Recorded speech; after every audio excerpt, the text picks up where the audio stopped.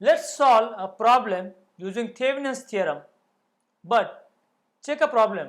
This time I am going to take a problem having lot many sources, lot many resistances connected. So let's see.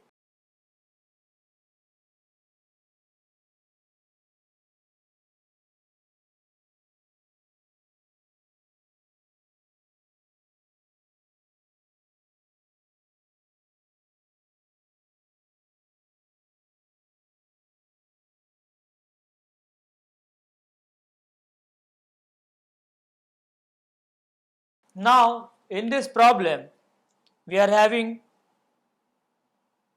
9-volt battery, a current source of 2 ampere, one more battery of 10 volt. With these two batteries, 3 volt and 5 volt, and so many resistances are connected.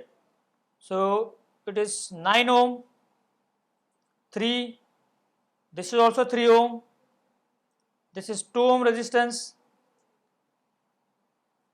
2 ohm once again, and this is 3 ohm. This resistance is of 10 ohm. Our job is to find out current flowing through 10 ohm resistance using Thevenin's theorem.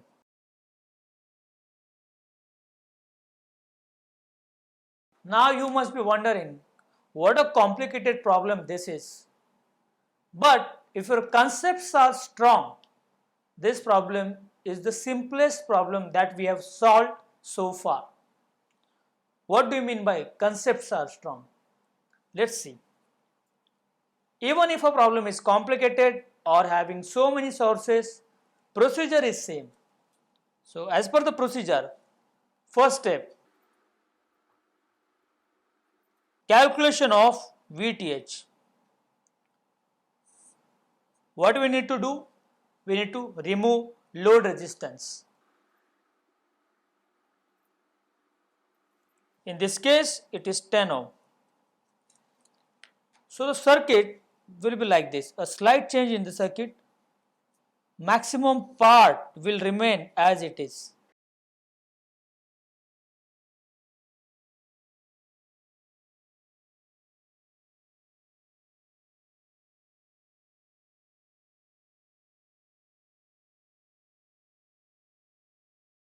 So battery of 9 volt, current source of 2 ampere, battery of 10 volt, 3 volt, 5 volt will remain as it is along with all the resistances except load resistance. Because we have removed this, leaving behind two terminals A and B across which we have to find out a voltage named as VTH. Now see here, you may be thinking this is very difficult to solve, but actually it is very easy. See how. If I see properly, this 9 ohm is coming across this voltage source of 9 volt. So voltage of this 9 ohm resistance is 9 volt directly. Same is the case for this 3 ohm. I know this 3 ohm is parallel to 9 volt, which in turn parallel to 9 volt. So voltage across 3 ohm is 9 volt only. If I apply this concept, what I will come to know, up to this point in a circuit, I am having this positive terminal of the battery as it is, and same is the case with this negative terminal. Up to this point it is same. In earlier videos we have seen whenever voltage source is connected between 2 points, no matter whatever comes across it, voltage between those 2 points will remain same. Using this concept, I can reduce this circuit into a simple circuit like this.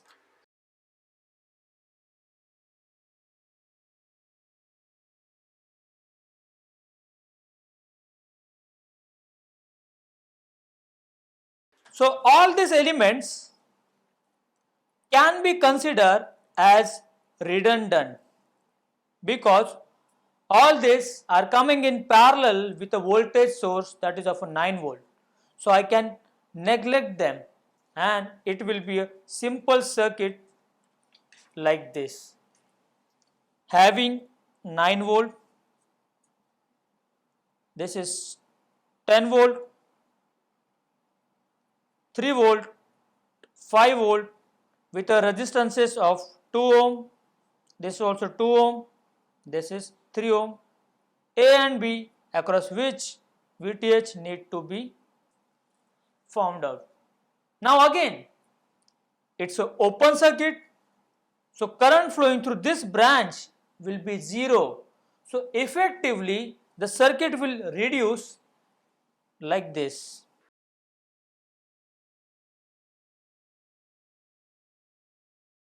Having a voltage source of 9 volt and a voltage source of 10 volt with the resistance is 2 ohm and this is also 2 ohm. What I will do, I will find out this current, which is nothing but a current flowing through 2 ohm resistance, because this is required for a calculation of VTH. If you see this part of a circuit, I need to know voltage of each and every element. Out of so many elements, 3 are the voltage sources having a fixed voltages. As we have discussed, it's an open end, so current flowing through 3 ohm is 0.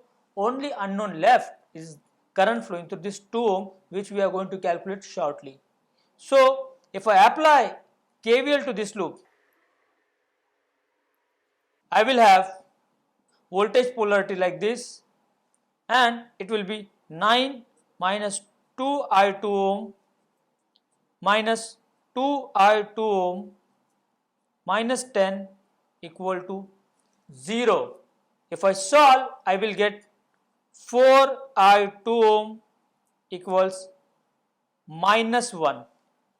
So I2 ohm will be minus 0.25 ampere. A very important finding that we got. Now let's redraw this circuit once again because this is required for a calculation of VTH.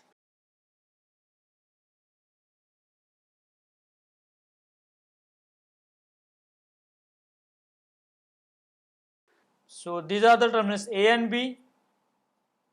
VTH we are supposed to find out. This is 10 volt, 3, 5, 3 ohm resistance. This is 2 ohm resistance through which just now we found out current I2 ohm in a downward direction,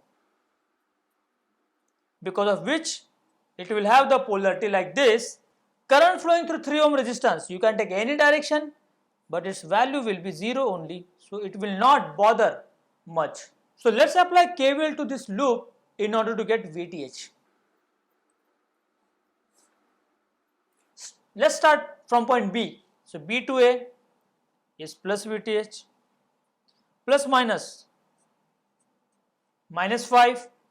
Since we have seen you can take any direction, any polarity, but the current value is 0, so it will have a plus or minus 0, does not matter.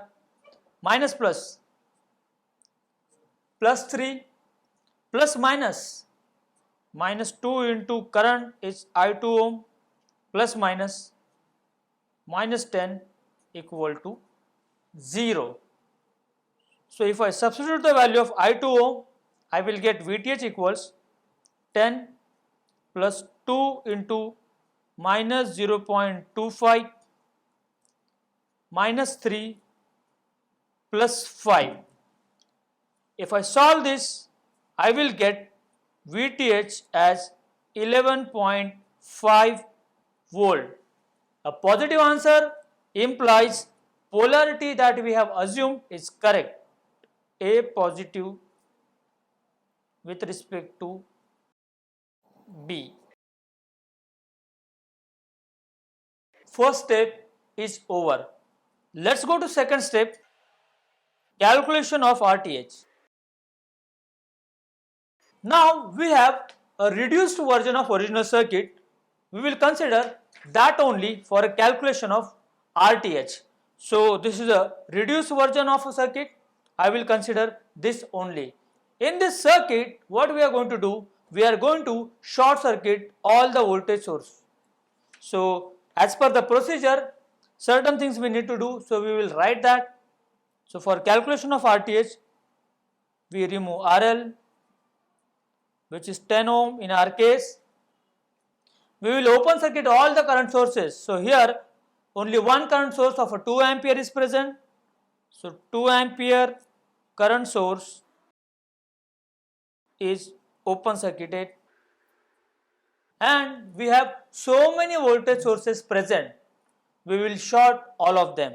So it includes 9 volt, 10 volt, 3 volt and 5 volt are short circuited. So I will do the modification only to the reduced version of the circuit. So I will get circuit like this.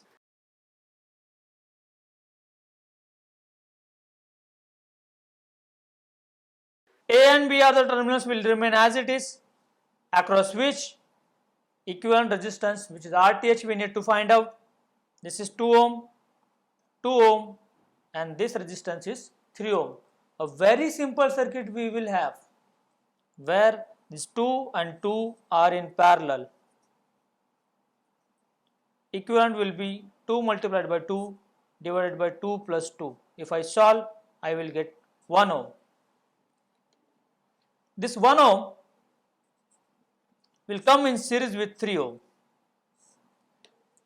So I will have equivalent resistance RTH equal to RAB 1 plus 3 equal to 4 ohm. Step number 3 is all about Thevenin's equivalent circuit.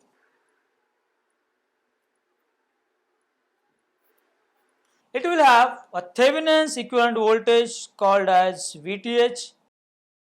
In our case, it is 11.5 volt, and a Thevenin's equivalent resistance, which we call as RTH, which is equal to 4 ohm. These are the terminals A and B. Last step, we need to calculate IL. For this, we need to connect load resistance to Thevenin's equivalent circuit in order to find out current flowing through it. So if I apply simple Ohm's law, I will get IL as VTH divided by RTH plus RL, which is equal to 11.5 divided by 4 plus 10. Solution to this equation will give you answer 0.8214 ampere, a positive answer, meaning current will flow from A to B.